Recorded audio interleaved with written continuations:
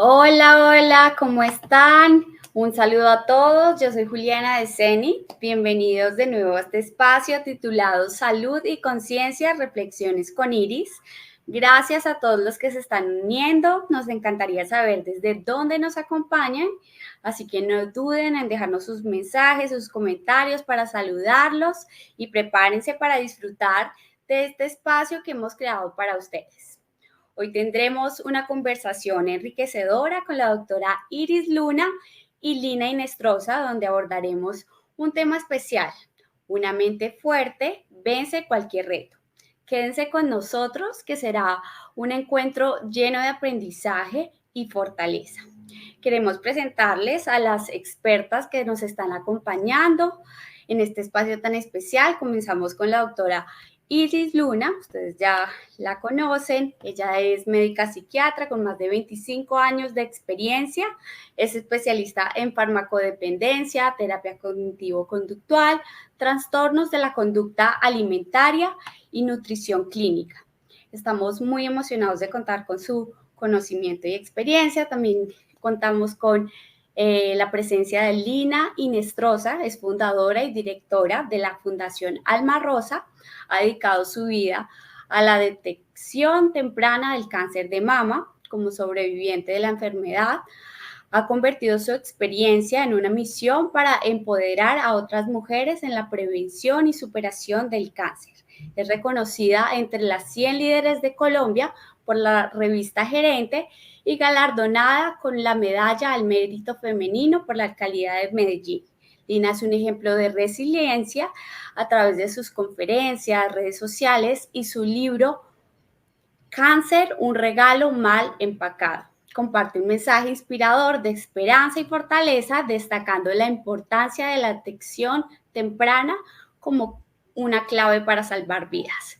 Ahora, para adentrarnos en los aspectos más profundos de la salud mental y en su relación con el bienestar, le damos la palabra a la doctora Iris Luna. Bienvenida, ¿cómo estás? Hola, feliz de estar aquí, sobre todo tener a una interlocutora tan entrañable, a una persona que quiero tanto y que admiro tanto, ¿no?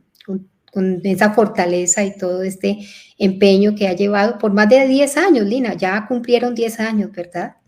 Y Así tienen es. una cantidad de sorpresas y cosas maravillosas. Entonces, no, es un regalo de lujo para la gente que nos escucha.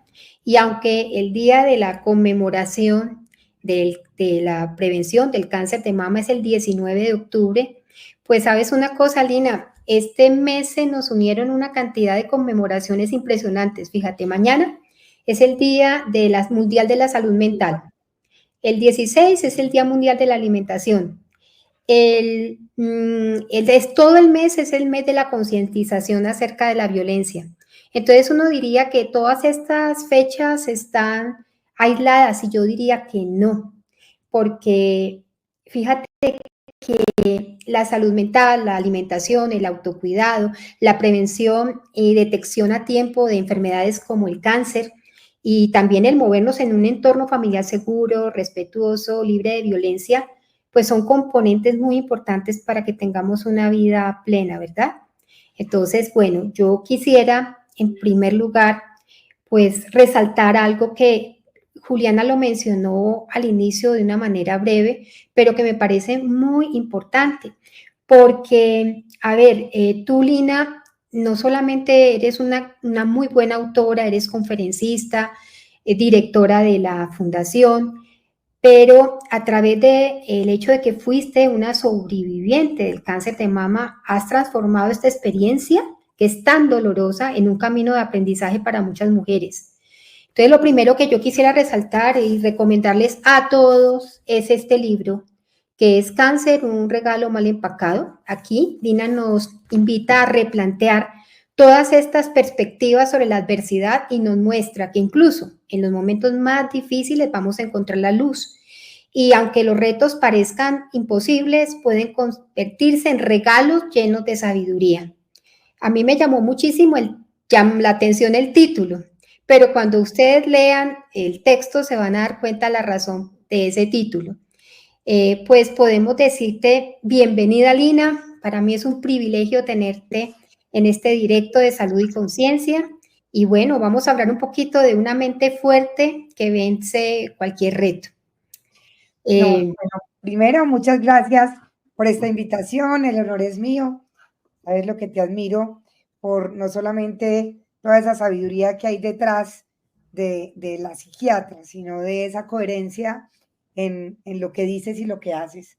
Y yo creo que eso es algo muy importante para resaltar a veces los seres humanos y a veces en las personas que nos convertimos y que se convierten a través de las redes sociales. Existe esa diferencia entre lo que se dice, se piensa, se hace, y en ti existe una coherencia muy completa. Entonces, para mí es un honor y que sea la oportunidad también para agradecerte, porque recuerdo muy bien hace 11 años cuando tuve ese diagnóstico y cómo fueron esos consejos tuyos, no solamente de tener más equilibrio desde mi mente, sino cómo alimentarme de manera adecuada para hacer ese proceso un proceso mucho más amigable y más tranquilo, que sin duda lo fue. Muchas gracias. Muchísimas gracias, Lina. De verdad que pues conozco mucho tu trabajo y lo he seguido, te sigo mucho en las redes sociales y tengo muchas inquietudes y creo que podemos hablar de esto con la gente porque la palabra cáncer es una palabra que mucha gente rechaza, le atemoriza, ¿no? La palabra cáncer o la palabra muerte son palabras que son muy evitadas por la población en general, pero a veces es importante abordarlas y sobre todo abordarlas desde la esperanza, desde el trabajo diario y desde la responsabilidad. Lina, mira, al enfrentar cuando te hicieron el diagnóstico de cáncer de mama, que las personas que quieran enterarse de cómo se hizo ese diagnóstico, pues sería interesante que leyeran el libro, que vieran la página de la fundación. Ahí aparecen varios en vivos y materiales donde se habla de eso, que es muy lindo. ¿Cómo crees que esto afectó estos niveles que tú venías teniendo de bienestar mental? Porque siempre has sido supremamente activa, siempre buscando cosas nuevas y todo. ¿Cómo te afectó no solamente ese nivel de bienestar mental, sino cómo afectó a tus emociones, a tus comportamientos? ¿Cómo fue el impacto inicial? ¿Cómo lo viviste? Bueno, me gusta mucho esa pregunta porque yo diría que mi vida se partió en dos. Antes, durante y después del cáncer. Porque aquí no se puede decir como decimos antes de Cristo, después de Cristo. No, yo creo que aquí el durante tiene que ser muy protagonista. Porque esto es como un proceso, como un canal de partos. Es como cuando estamos cómodamente en ese vientre de la madre, estamos felices, estamos tranquilos. Así estaba mi vida. Así estaba mi vida en ese momento, de alguna manera muy plena, muy en paz, con unos hijos adolescentes que ya estaban en una edad que, aunque era una edad compleja, tenía la fortuna de que fueran unos hijos donde teníamos una muy buena comunicación, donde todo rodaba muy bien. Y de pronto llega esta situación límite que te trastorna todo, ¿cierto? Que no cuentas con ella, que trastorna no solamente tu rutina, desde lo que haces en el día, sino que trastorna tus pensamientos, tu futuro, tu esperanza, todo lo frío. Entonces, llega un durante lleno de desafíos que decíamos, muchos me decían a mí, venga, es que esto, nada, no pienses en todos los días que vienes, es un día a la vez. Y yo creo que cuando uno está con al menos al principio, con ese diagnóstico, casi que no es ni un día a la vez, casi que no es ni una hora a la vez, es un minuto a la vez. Porque uno empieza, es una angustia, esa palabra que tú decías ahora, cáncer o muerte, que le evadimos tanto, es porque precisamente cuando uno oye la palabra cáncer, inmediatamente el cerebro te lleva a la muerte, ¿cierto? Es una palabra que la tenemos relacionada con unos adjetivos que no son para nada amigables, que ya hoy la miro diferente, pero que en ese momento yo la relacionaba directamente con muerte. Entonces, el momento es un momento complejo, pero es un momento que esa complejidad precisamente es la que hace que ese después del cáncer sea una transformación profunda, profunda, desde la conciencia, que es el tema que estamos hablando hoy. Yo venía viviendo muy feliz, yo siempre he sido una persona positiva, alegre, pero vivía más en automático. El cáncer me pone, me confronta con la realidad, me confronta con la vida, me confronta con la existencia y permite que después de ella yo no viva, sino que me dé cuenta que estoy viva, ¿cierto? Que es a veces muy diferente. Entonces, ahí es donde Gracias a ella y por fortuna, porque lo puedo decir hoy, me siento muy privilegiada de haber sido elegida para vivir este proceso a tiempo, porque a pesar de haber tenido momentos difíciles, de esas vicisitudes propias de la enfermedad, hoy puedo decir que es lo mejor que me ha pasado en la vida. Mira qué interesante, porque en este momento cuando tú dices que es una transformación radical, es que uno empieza a abandonar una cantidad de paradigmas que definitivamente no éramos conscientes de que no nos servían para nada. Entonces, y que iban en contra incluso del disfrute de la vida, en contra a veces de la misma espiritualidad, de sentido de trascendencia, ¿no? Y vino a mi mente una palabra que me gusta utilizar, que viene del Japón y es genko. Tú debes saber esto qué significa. El genko tiene que ver con esa transformación radical con una mirada diferente. Es como diría Hernán Cortés, quemamos las naves. Es decir, la vida, como tú decías, se partió. Ya no es lo mismo, ya no será lo mismo, porque después de esta experiencia que viví, quizá me lleno un poco más de empatía hacia el otro, ¿no? Y eso justifica todo ese trabajo tan grande que estás haciendo. Entonces, mira que es muy lindo ese tránsito, ¿no? Ese tránsito que mencionas, ¿no? El momento del diagnóstico, la transición, este momento de dificultades, de incertidumbre, de esa asociación y de los cambios. Porque fíjate que es lo que tú decías en un en vivo hace días o hace poquito, porque yo los veo casi todos, en que decías que esto era tan femenino, que la enfermedad, que el cáncer de mama era una cosa tan femenina que también pensaba yo mientras hablabas, afecta profundamente elementos femeninos, ¿no? Y hay mucha preocupación a veces en mis pacientes cuando me dicen, me hacen el diagnóstico y qué va a pasar con algo tan femenino como mi fertilidad, qué va a pasar con algo tan femenino como mi presencia frente a la sociedad. Yo tenía, y digo, hablo de ti porque tu pelo siempre ha sido divino, espectacular.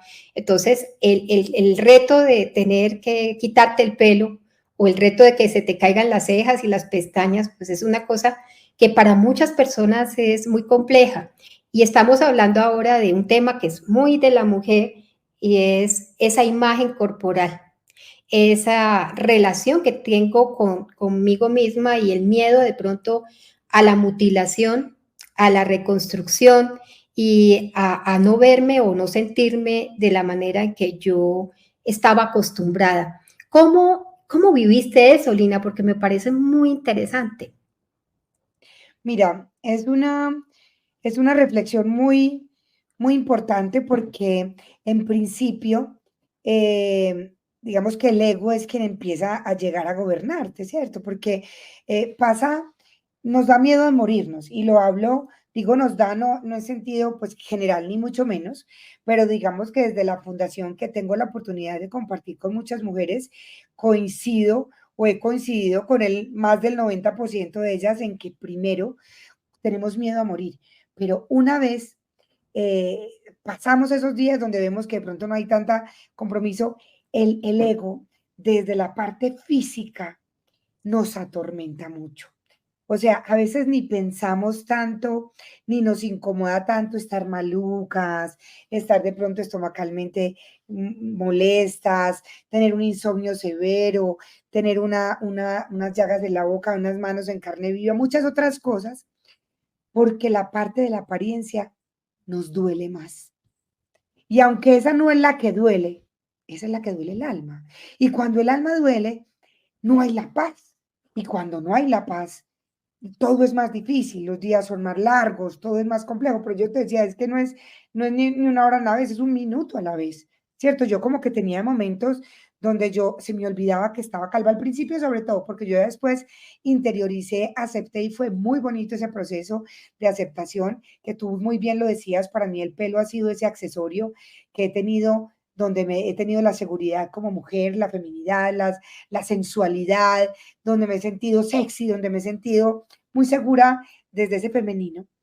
Y, y ahí al principio me costó mucho y ya después me reconcilié con eso y me di cuenta que la belleza de la mujer estaba mucho más allá, ¿cierto? Que yo podía seguir sintiéndome femenina a pesar de no tener pelo, a pesar de no tener cejas, a pesar de no tener pestañas, a pesar de no tener senos, ¿cierto? Que también es algo que te habla directamente esa feminidad. Entonces, es importante porque cuando uno empieza a descubrir y a querer aquietar ese ego y darse cuenta, a ver, pero yo ¿por qué me estoy generando esta angustia por algo que me está dando tanto dolor cuando esto ni siquiera es lo que duele? O sea, este pelo va a crecer, estos senos me los voy a operar y me los van a volver a poner, o si no me los pueden volver a poner, pues me pongo alguna cosita que de alguna manera se va a mitigar, pero estoy viva, puedo respirar, puedo pensar, puedo Ujú. abrazar, puedo sentir amor, puedo perdonar tantas cosas. Entonces, el proceso de la enfermedad es muy bonito por eso, Iris, porque uno al principio le empieza a hacer resistencia a esa parte física y después empieza a asimilarla. Ahora, hablo por mí, así como los cuerpos responden diferente biológicamente ante los medicamentos, la mente y el corazón también responden diferente ante una situación de estas. Pero yo hablo por el común denominador de las amigas con que comparto. Empezamos a tener una transformación donde a mí ya después se me olvidaba que yo tenía pelo, que no tenía pelo, se me olvidaba. Me hacía así, no sentí, me acordaba, ay, ¿verdad que es que yo no tengo pelo? Ay, ¿verdad que es que, cierto? Empiezas a vivir un proceso de aceptación que es parte de los procesos del duelo y cuando tú aceptas, eso es hermoso, porque Claro. eso se va derecho y ya tú empiezas a vivir como en paz. Y es ahí donde llega la transformación y donde de ahí en adelante estos 10 años de mi vida han sido los mejores, sin duda, porque yo ya estoy ligera de equipaje, porque si bien el ego está ahí, ya eso no me empieza a importar tanto. Mira, yo después de las vacunas me desataron un vitiligo y el vitiligo, te voy a decir que es una enfermedad, a mí se me olvida que tengo vitiligo y tengo un vitiligo fuerte y que está progresando porque yo no me hago nada. Me hago en la cara solamente, de resto no me hago absolutamente nada. Se me olvida. Pero estoy convencida que si a mí me hubieran dado este diagnóstico hace 11 años o más, se había robado mi tranquilidad quizás y la paz. Ya no, no pienso en eso, porque ese es uno de los regalos que trajo esa enfermedad muy mal empacado. Ese es otro de los regalos. Y mira que lo que estás diciendo es tan profundo y tan valioso para la gente que nos escucha. No hablemos solamente de cáncer de mama, hablemos de muchas cosas como el paso del tiempo, que mucha gente tiene gran resistencia a este paso del tiempo. De hecho, no sé si viste una película que ha sido pues muy comentada, que se llama La Sustancia, con Demi Moore, que vale la pena verla porque es una crítica muy fuerte hacia la violencia estética, ¿no? Lo que se supone que tenemos que hacer y cómo tenemos que hacer y si no nos tenemos que morir, porque no hay sentido. Cuando enfrentamos algo como lo que tú nos comentas, y tú mencionas una palabra fundamental, es esa aceptación. Cuando uno dice aceptación, en ningún momento estamos diciendo es que yo me resigno y me siento mal y ya no tengo ningún papel. Todo lo contrario. El aceptar es reconocer que hay un proceso de cambio en mi cuerpo. El no aceptarlo me lleva a un dolor inmenso, porque me lleva a buscar caminos alternos para tratar de evitar situaciones, ¿no? Y cuando decimos, esto está ocurriendo conmigo, ya estoy abriéndome a la posibilidad y al compromiso de generar unos cambios cognitivos con respecto a lo que me está pasando. Y esto es maravilloso porque hace que de alguna manera algo que a veces era muy sensible físicamente se convierta en un elemento más de la vida diaria con el que tenemos que vivir. Y fíjate lo lindo, que cuando pasa el temblor, como diría Cerati, cuando ya todo esto se normaliza, tú te encuentras, sí, con una vida después como de un maremoto, pero resistente, fuerte. Entonces, y en ese momento, las cosas que van llegando son como tú lo decías, regalos, ¿no? Regalos inmensos. Cuando empiezas a ver que tu pelito empieza a salir, yo recuerdo mucho una vez que me mandaste una foto que me encantó, que todavía la tengo, que me decías, ve, yo no sabía que era crespa, me hiciste reír, impresionante. Porque sí, el pelo te empezó a salir crespo, entonces tú estabas como relacionándote con una Feliz, imagen tuya sí. distinta, pero muy bonita. Entonces, fíjate que esto creo que es muy importante para la gente que nos escucha. En el momento en que nos sentimos apoyados, que es otro punto, tú mencionaste algo fundamental.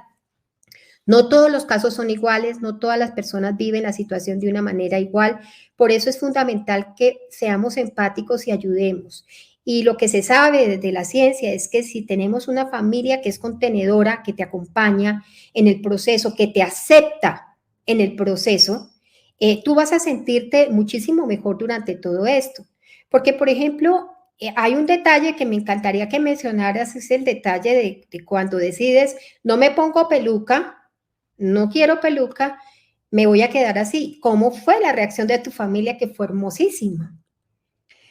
Sí, bueno, esa parte dentro de la aceptación, digamos que el tema de no tener peluca es protagonista, porque en esa época, cuando estamos hablando de hace 11 años, pues en Medellín yo no había visto mujeres calvas en la calle, ¿cierto? Mis primas habían tenido cáncer, amigas, mi hermana había tenido cáncer, pero ellas siempre usaban una pañoletica, una peluca o un gorrito, y yo en el proceso de los primeros semanas de la quimioterapia, donde todavía no se cae el pelo, yo sí tenía como el deseo de hacer un trabajo importante en mí para ser capaz de tener al menos un día salir sin peluca. Yo quería tener eso más de cara hacia mis hijos, que en ese momento tenían 12, 14, 16 años, unos muchachos en una edad donde ser igual a los demás es clave. Entonces yo quería hacerlo más como por demostrarles que a veces nos toca ser distintos, ¿cierto? Queramos o no queramos, a veces nos van a ofrecer marihuana y todos fuman marihuana y yo voy a decir que no, porque hoy puede ser distinto y me cuesta, pero lo hago. Y pues están en esa edad donde, digamos, esos desafíos existen. Entonces, yo, pues en realidad, mis planes eran tener una peluca. De hecho, yo tenía mi pelo muy largo, me lo motilé y me hice una peluca con mi propio pelo para que fuera igual. mm, y me la puse, me raparon en familia, fue muy especial ese momento, me la puse, pero yo tenía que ir a que me la pulieran. La señora me dijo, cuando el día que te rapes del todo, vienes porque te la tengo que pulir. Yo fui, pero a mí me rascaba, me estorbaba, me incomodaba. Y mi esposo en el carro me dijo, quítatela. Y yo le dije, ¿estás seguro? No te da, pues no, no, ¿estás seguro? Porque sabes que yo creo que esto es muy femenino. Las mujeres pensamos mucho más en nosotros. Entonces yo no Claro. quería incomodarlo a él, que le diera como pena estar conmigo calva, y a mis hijos, que les diera pena con la mamá. Dijo, no, no, no, nada, no me importa, quítatela. Yo me la quité más haciéndome la valiente. No, no porque no me doliera, ni porque lo estuviera disfrutando, sino porque bueno, yo creo que uno también en esos momentos, o al menos en mi caso, yo lo veía muy angustiado y yo quería sentirme como muy fuerte. Y yo saqué siempre fuerzas de donde no las tenía. Y esa fue una de ellas. Ya después me supo maluco porque yo después como que decía, ¿yo para qué hice esto? Porque me tuve que enfrentar ese día a un par de encuentros complejos. Primero en un lugar, en una misa con personas adultos mayores que no eran prudentes para nada en lo más mínimo. Después tuve que irme para un centro comercial y fue un desafío conmigo misma y con mi ego muy, muy, muy. Lo recuerdo y mira, siento angustia otra vez, pero, pero eso fue lo que me sirvió, porque finalmente cuando uno toca ese fondo, si yo hubiera tenido que enfrentar eso en mi casa, pues hubiera sido distinto. Y eso Eso. ya como que me enfrentó tan fuerte hacia esa adversidad, hacia la gente que me encontré, hacia la gente que lloraba encima de mí, hacia gente que se tropezaba por estarme mirando de lado y yo sentirme diferente, que me tocó de alguna manera empezarlo a aceptar. Y sabes que lo agradezco mucho porque yo pensaba mucho, muchas noches en vela tuve de imaginarme que yo por las noches iba a llegar y me iba a quitar la peluca y que cada que yo me la quitara iba a tener un duelo diario. Aquí fue difícil al principio. Digamos que yo tuve unos 3, 4 días muy difíciles, haciendo mucha resistencia a no tener pelo, pero una vez lo interioricé, ya pude convivir con él y no tuve que vivir durante 6 meses, una noche cada duelo de enfrentar a que yo me quitaba el pelo todas las noches Uy, de qué mi vida. dato, qué bonito lo que estás diciendo, qué bonito porque sí, es como eso, ¿no? Como la prótesis para que las demás personas me acepten. Entonces, aquí hay un punto que tocas que me parece fundamental, es enfrentar ese miedo intenso de verme sin pelo. Eso es miedo. Y cuando uno enfrenta el miedo, estabas haciendo básicamente una exposición, como haría cualquier buen psicólogo que te diría tienes que exponerte si no quieres tener este duelo cada noche de tenerte que quitar la peluca. Entonces, esto no quiere decir que sea risas y alegrías y que idealizar y de pronto romantizar este proceso, porque no se trata de eso. Se trata de ver que se trata de algo que es complejo, que es difícil, pero que lo podemos enfrentar. Y cuando lo enfrentamos, vamos a adquirir como esa capacidad y esa resiliencia para empezar a mirar las cosas desde un ángulo diferente. Porque me imagino que ya después hasta orgullosa te sentirías y feliz de la vida, porque ya prácticamente la gente te miraba y decía, mira, allá va Lina, pero no pensaban, allá va el cáncer de Lina con Lina, sino allá va Lina. Y esta parte es fundamental. Tú en algún momento sí dijiste, y me parece muy, muy interesante, porque como la gente muchas veces hace negación, no, yo no quiero saber nada de esto, que venga la quimio y verá qué pasa, no sé qué. Pero sí hay algunos datos que son importantes, sobre todo y me pareció importante como traerlo, ¿no? A veces el marco del rostro son las cejas, y esto es muy importante. ¿Tú qué le aconsejarías a la gente cuando entra en un tratamiento y van a hacerle quimio y todo lo demás con respecto a las cejas? Me gustó mucho ese consejo que diste y me encantaría que lo pudieras compartir.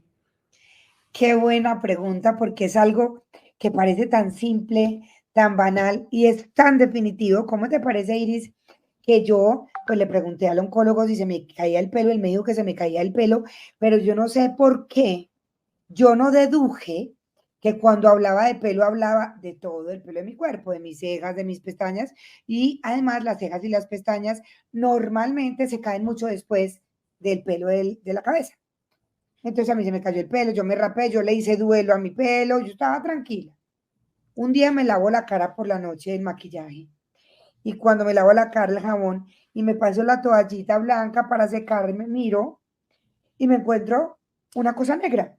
Entonces, y yo miro y me miro al espejo y haz de cuenta que yo hubiera cogido liquid paper, la cara un borrador y me quité las cejas. Y yo pegué un grito y mi marido me dice, ¿qué pasó? Y yo, no tengo cejas. Y me dijo, pues claro, gorda. Pero ¿cómo así? ¿Por qué se me cayó en las cejas? Gordita, porque se caen todos los pelos de la cara. Y yo, pero tú nunca, yo me enojé y todo, tú no me dijiste que las cejas.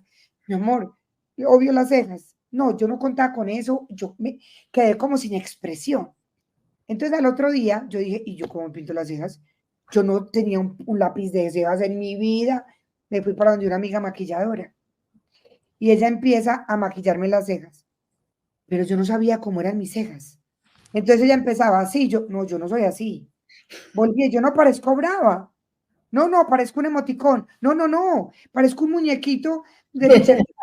No, no, o sea, nos tocó ir a buscar fotos mías y ella empezar a pintar. Entonces yo ahora le digo mucho a las pacientes, cuando tengas el diagnóstico que vas a tener, todas las noches antes de que caigan las cejas, empieza a pintártelas y a hacer el recorrido, tómate la foto, obvio, pero empiezas a entender. Son gruesas, son más delgaditas acá. Yo no tenía ni idea. Y la verdad es que uno nunca se imagina cómo las cejas cambian la Sí, expresión de una la cambia impresionantemente el aspecto de la persona, y lo que tú dices es cierto. Hay gente que se queja cuando ha perdido las cejas de que no tiene un rostro que diga nada. Dice, pues que mi rostro es muy extraño porque mis ojos no dicen nada, porque la ceja enmarca esta parte superior. Y fíjate que ese tip me parece muy, pero muy interesante, porque uno no se imaginaría, uno dice qué banalidad, qué cosa tan tonta. No, no se trata de una cosa tonta. Se trata de algo que en lo que no pensamos, ¿no es cierto? A ver, aquí hay una cosa que tú tuviste que cranearte mucho tiempo para escribir tu libro y hacer no solamente un resumen, sino también una compilación de emociones, de sensaciones, navegabas por diferentes sensaciones, como que la ira, había un duelo, etcétera. Pero después de que tú lo escribes, cuando ya llega la gente, ¿qué estrategias personales encontraste tú, que eran más útiles para mantener ese bienestar mental durante el tratamiento, durante la recuperación? Estoy hablándote, por ejemplo, hacia dónde te fuiste, porque hay gente que se basa en el ejercicio, hay gente que se va, tú hacia dónde te fuiste. Excelente. Bueno, yo recibí un consejo de mi amigo Walter Rizzo, que lo primero que me dijo cuando vio que yo estaba tan, comillas, tranquila, el que me conoce tanto, me dijo, debes escribir.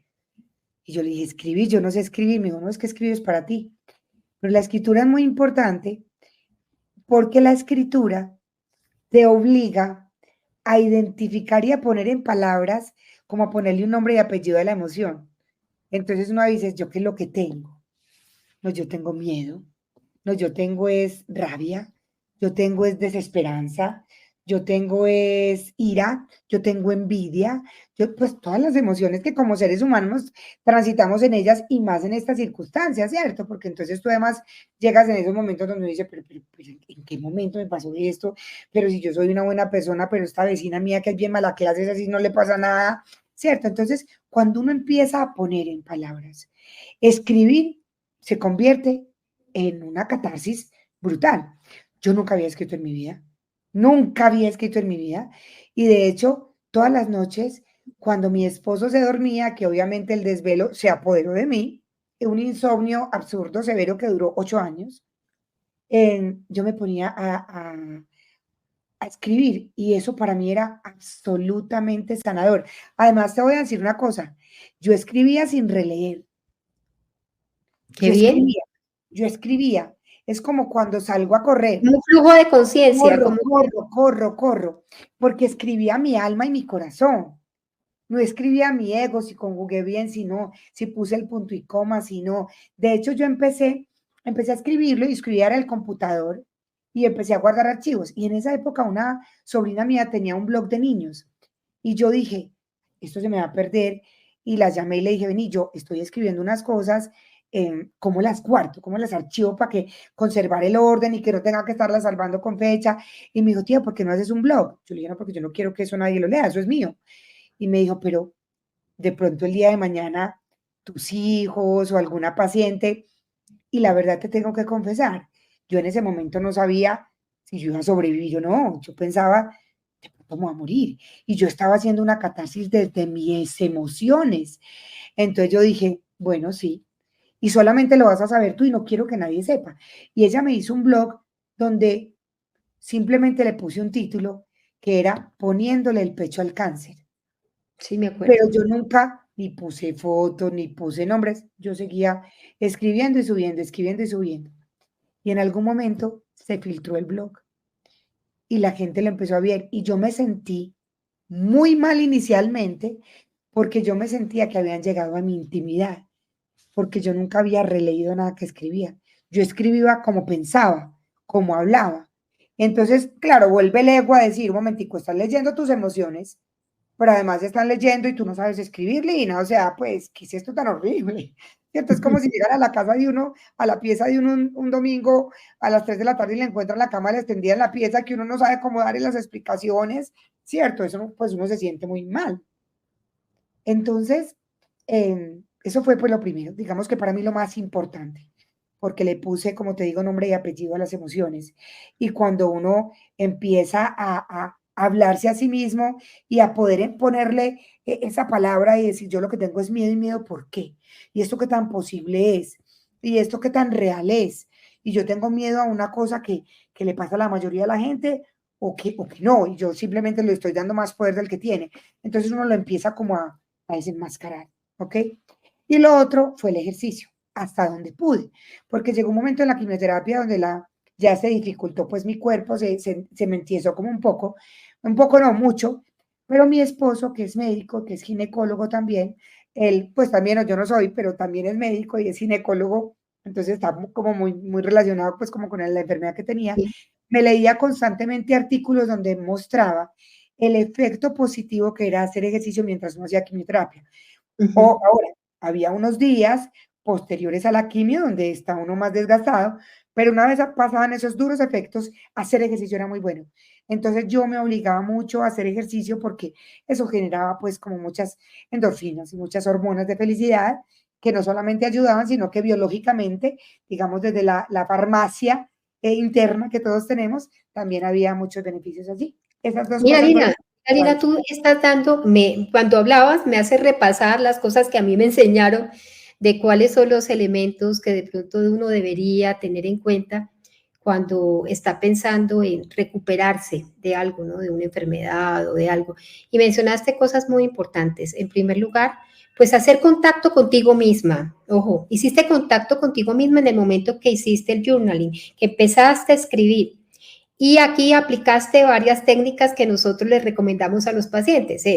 No solamente es escribir tus emociones, sino que después tú analizabas el por qué sentías o pensabas estaba involucrada no solamente la emoción, que es lo que yo siento, sino lo que yo pienso con respecto a lo que me pasa y qué conducta me provoca. Entonces estaban involucrados los tres elementos básicos del pensamiento, ¿sí? La parte cognitiva, la parte emocional y la parte conductual.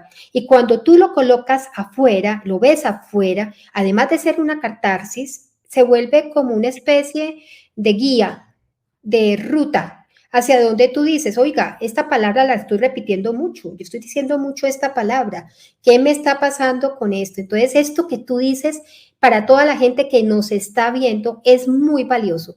Desde el comienzo, empiecen con esta bitácora, empiecen a escribir, esto es fundamental. El segundo punto que mencionaste que es fundamental es el autocuidado. Y mencionaste el ejercicio guiado por los consejos de un profesional, de un gran profesional como es tu marido, que te decía, mira, hay evidencia de que el ejercicio sirve.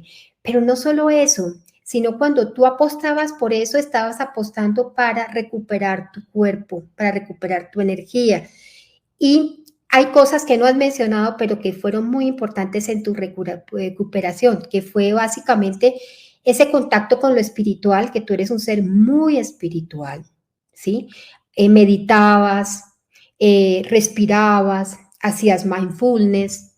Esto también es muy importante. Además de tratar de desentrañar lo que pasa dentro de nuestra cabeza, también tenemos que activar nuestro sistema nervioso, también tenemos que ayudarle a lo que tú decías, a la producción de esta cantidad de neurotransmisores que pueden ser muy útiles en cierta forma, y la búsqueda de apoyo profesional, que tú lo hacías, porque tú eras muy responsable con tu tratamiento.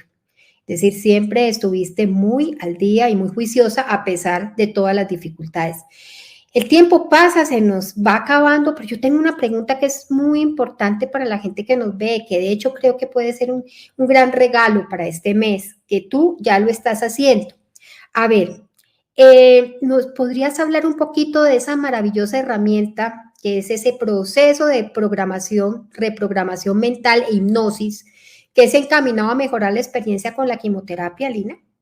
De y dónde pueden ellos encontrarlo, dónde pueden las personas encontrar esto, porque veo que tiene unos elementos fantásticos. ¿Por qué no nos hablas un poquitico de esto? Sí, mira, nosotros, digamos, a lo largo de todos estos 10 años hemos venido siempre tratando de buscar herramientas y cómo ser esa mano amiga para el paciente y cómo poderlo ir dando y llevando de la mano para que ese proceso, que no es fácil, sea más bonito y más amigable, ¿cierto? Que no sufra tanto. Como dice Buda, el dolor es inevitable, sufrir es opcional.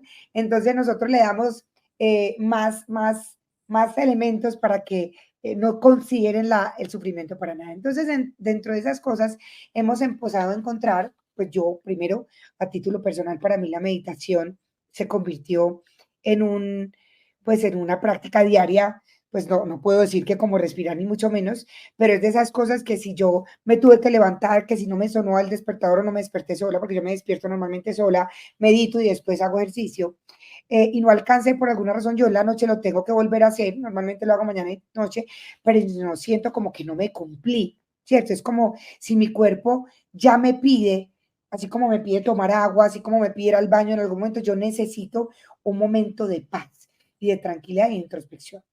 Y en ese caminar empezamos a encontrar también que la herramienta de ese manejo de la mente de ese poder de la mente, de esa programación de la mente, donde podemos no solamente como visualizar y creer más, porque cuando nosotros sentimos que somos capaces de lograr algo diferente, esa emoción que vamos a habitar es distinta, nos hemos encontrado con expertos, porque pues nosotros no somos expertos ni mucho menos, yo solamente soy un aprendiz más y una practicante más, que manejan ese tipo de prácticas, ¿cierto?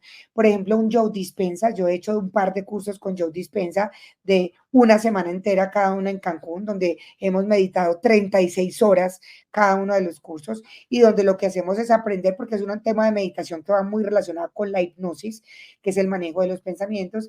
Y ahora recientemente hay un doctor que se llama el doctor Pablo Gómez, él hizo una meditación que la regaló, dura 4 horas, porque Qué lindo. tiene un proceso hipnótico detrás para que la gente mientras está en quimioterapia la pueda estar escuchando y pueda ir recibiendo como todo lo que tiene que ver con esas órdenes, eso que llega al cerebro en el punto, no sé, tú sabrás más de eso, no sé si es teta, si es, cuál es, dónde es el punto donde llega a cambiar como esas creencias que traemos que nos limitan, que nos dice usted no va a ser capaz, que nos sabotean, para empezar a cambiar esa perspectiva y que uno pueda levantarse diferente. Yo le creo mucho a eso y estoy segura que además son de esas cosas que yo digo, si no me suma tampoco me resta, pero Ujú. además estoy como convencida, al menos a mí, me ha funcionado mucho ese tipo de prácticas y se las estamos regalando también de manera, o sea, obviamente gratuita desde nuestras redes, Desde desde las redes de la la Fundación fundación. Alma Rosa. Entonces, ojo, la gente que esté interesada entre a la Fundación Alma Rosa y busque esta meditación porque yo pienso que para esos momentos tan complejos, porque fíjate que el momento de la quimioterapia es un momento donde la mente suele divagar más de lo normal, donde quizá empezamos a sentir una cantidad, tener sensaciones y de pronto no podemos enfocarnos en algo que me gustó mucho que decía Pablo. Te cuento que Pablo fue compañero mío en Bolivariana. Sí, qué Sí, él es psiquiatra egresado de Bolivariana como yo, y él siempre le gustó el tema de la hipnosis y lo ha aplicado tremendamente bien en su área laboral, excelente, le gusta excelente. muchísimo. Y me gustó muchísimo ese regalo porque yo creo que además de impedir que nuestra mente empiece a rumiar sobre la enfermedad, sobre la muerte y todo esto, nos permite enfocarnos en la sanación, en sentirnos mejor, en vivir el momento, ¿no? Por eso tú has dado aquí en este ratito una cantidad de claves impresionantes que la gente yo creo que las ha sabido captar. El hecho de estar en el aquí y en el ahora, estar buscando herramientas continuamente para el bienestar, el hacer ejercicio, el escribir, el tener ese autocuidado, el tener esa compañía de la familia y tener una estabilidad familiar. Todo esto es tremendamente útil para pues enfrentar un reto como estos, ¿verdad? Lina, yo estoy muy agradecida, espero que en algún momento podamos volver a tener una conversación sobre todos estos temas, porque tú eres una mujer muy sabia y sobre todo tienes el tema de la experiencia y también el tema de la coherencia, actuar, sentir y pensar para el mismo lado. Entonces, te deseo mucha felicidad y muchas cosas muy buenas con la fundación, porque hay mucho por hacer todavía. Y felicitaciones por esos 10 años, que sean muchísimos más. Y pues un abrazo gigante y a todos los que nos acompañaron, pues muchas gracias por estar aquí con nosotros. No se olviden de seguir a Lina Nestroza, Alma Rosa Fundación y no se olviden de este libro que es una verdadera joya. Hay que leerlo. Bueno, gracias Lina.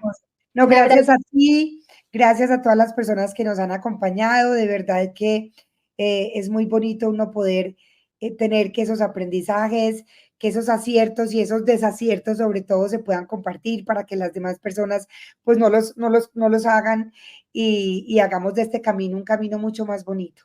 Es un camino diferente, es un camino a veces como en carretera destapada, pero se viene una autopista de la vida que nos permite vivir un presente en mucha gratitud, sobre todo en mucho amor. Gracias a todos, gracias a ti y un abrazo. Gracias por siempre estar ahí.